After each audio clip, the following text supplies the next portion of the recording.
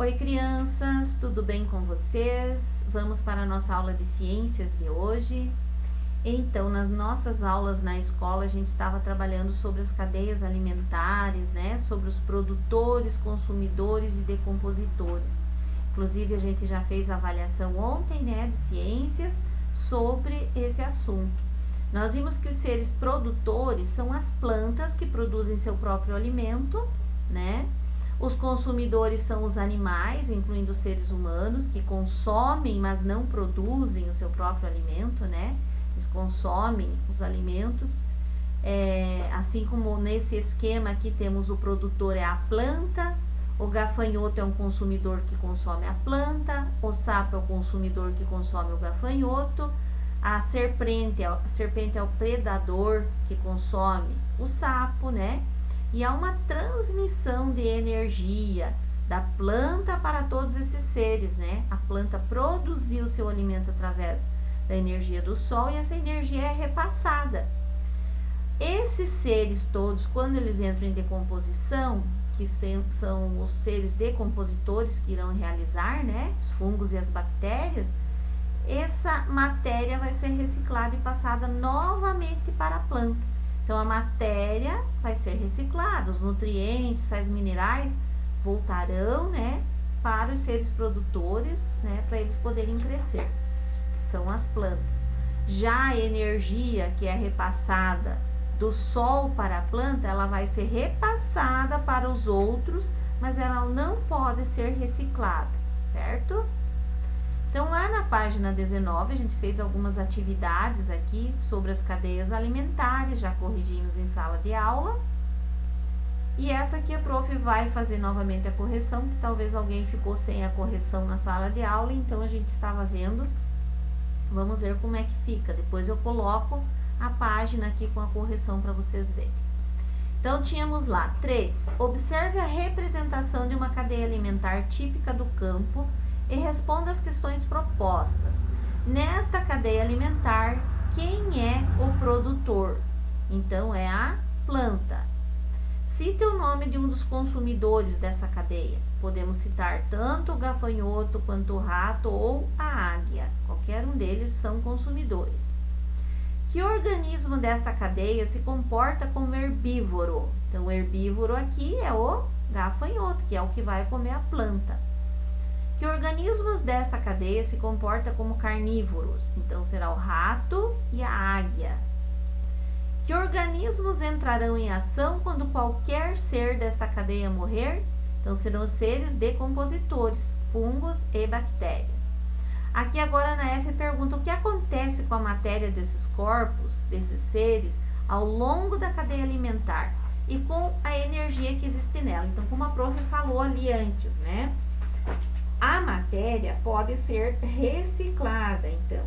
O amido que está presente nos alimentos e que armazena energia da luz do sol é utilizado pela planta durante a fotossíntese. A energia não é produzida pelas plantas, ela é produzida pelo sol, então ela é absorvida pelas plantas do sol, certo?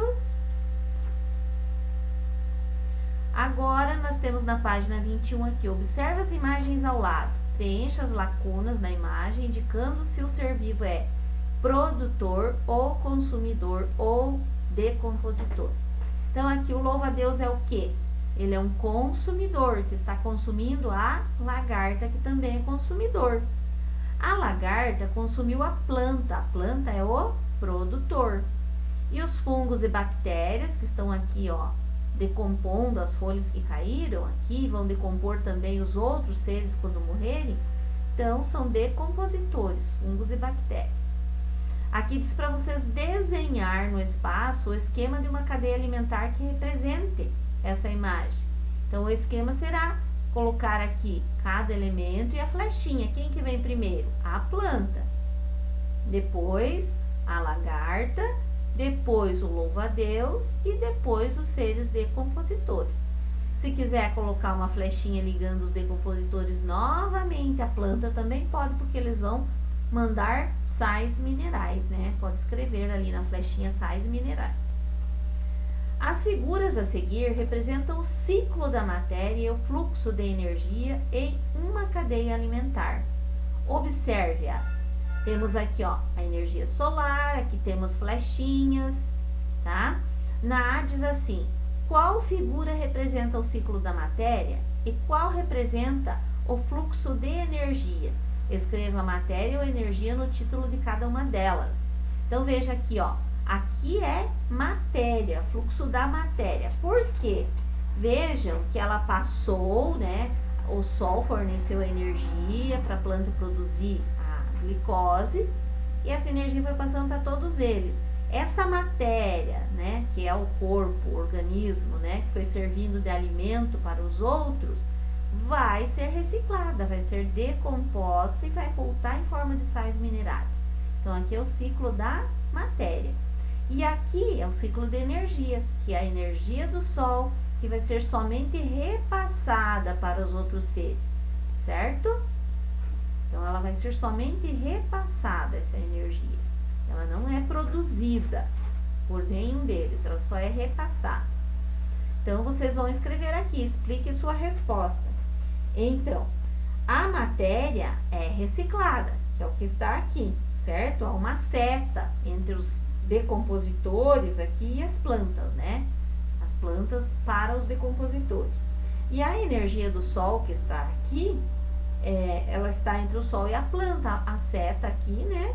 E depois é utilizada em cada nível da cadeia alimentar, certo? Mas ela não é produzida, né? E não é reciclada, somente repassada. Agora, nós temos aqui na página 22 sobre a teia alimentar, um equilíbrio delicado. Na natureza, é comum os animais consumirem mais de um tipo de alimento. Por exemplo, o bem-te-vi come vários tipos de insetos, além de frutas, minhocas, pequenos lagartos, peixes e girinos. Mesmo os beija-flores, que se alimentam de néctar, costumam obter esse líquido em vários tipos de flor. Ao observarmos as relações de alimentação entre os seres vivos, percebemos que as cadeias alimentares costumam se entrelaçar, formando o que chamamos de teia alimentar. Então, teia por quê? Veja que várias setas estão passando umas pelas outras. É claro que isso a gente não vê no real, na natureza, não vê essa teia. A única teia que a gente vê é teia de aranha, né? Mas aqui não estamos falando de teia de aranha, estamos falando desses ciclos de alimentação. Vejam que cada ser aqui se alimenta de mais do que um tipo de alimento, né? E cada alimento pode servir de alimento para mais de um tipo de ser vivo, tá? Por isso, então, essas flechinhas que vão, outras que vêm, né? Então, o que que diz aqui, ó? Escolha uma das cadeias alimentares que compõem essa teia alimentar e crie um esquema com setas. Então, vocês vão escolher apenas um. Digamos que vocês querem escolher a planta, tá? A planta, ela pode servir de alimento para quem? Vocês podem começar, se quiser, aqui, pelo veado, aí depois o veado para onça pintada, né? Certo? Aí vocês vão escolhendo qual que vai. Depois, se vocês quiserem desenhar os decompositores, também pode. Aqui não aparece, né? Mas vocês podem se quiser.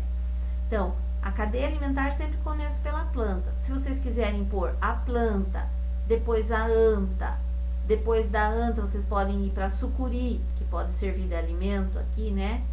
A sucuri é o último aqui, então vai ser o último animal. Ou vocês podem começar pelo fruto, que pode servir de alimento ao jaburu, certo?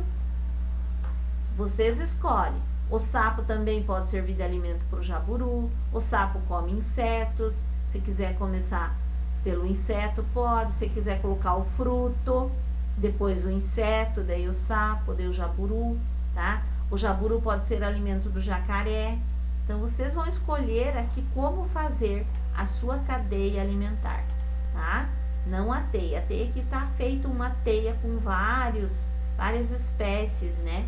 De seres vivos aqui, tá? Quando ocorre algum tipo de interferência em um ecossistema, há consequências para os seres vivos que o habitam.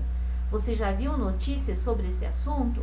Abelhas estão desaparecendo em todo o mundo. Morte de sapos leva ao aumento do número de mosquitos. Pesca excessiva reduz o número de peixes. Então, quando se mexe em um ecossistema, toda uma consequência vai aparecer em cima disso, né? Por exemplo, nós já conversamos que as abelhas estão desaparecendo e o que acontece? As abelhas polinizam, né? Elas são responsáveis por muito da polinização das plantas, das árvores. Existem até alguns artigos que falam que se as abelhas sumissem, as florestas iriam desaparecer, iriam diminuir. Talvez não seja tanto assim, né? Porque existem outros insetos que também polinizam, né? Mas as abelhas são grandes responsáveis. Elas param na florzinha, cada vez que elas param para tirar o néctar da flor, elas carregam junto o pólen que vai servir para polinizar outras flores e fazer a reprodução das plantas através dos frutos que nascem, né? Então, existem muitas consequências a cada vez que um ecossistema tenha uma interferência. Como aqui, ó, a morte de sapos leva ao aumento do número de mosquitos. Por quê? Porque o sapo se alimenta do mosquito. Tem gente que mata as cobras, né? Mas se matar muitas cobras, vai aumentar o número de ratos no campo, nas fazendas, porque elas se alimentam de ratos. Então, a gente tem que estar preparado também para as consequências, ok? Então, a prof vai pôr ali para vocês olharem as páginas, se vocês quiserem ir pausando para conferir, aí vocês podem ir pausando, tá bom? Deixa eu achar ali. Então, tá aqui a página 20, para vocês fazerem a correção, número 3 aqui, tá? Pode pausar se precisar. Aqui da questão F, da número 3, e a questão 4 da página 20. Dá uma paradinha, corrige, confere a sua aí, e daí vai pra frente. Página 21, então, louva Deus o consumidor, a lagarta consumidor, planta produtor, fungos e bactérias decompositores. Aqui, então, o exemplo, né, de como ficaria a cadeia alimentar, representando, então, as imagens. Vocês poderiam desenhar a planta, a lagarta, o louva-a-Deus, e todos eles, né, direcionados aos fungos e bactérias, porque no final são os fungos e bactérias que vão decompor tudo isso. A 6 aqui, então, as figuras do ciclo da matéria, então, aqui a matéria e a energia, tá?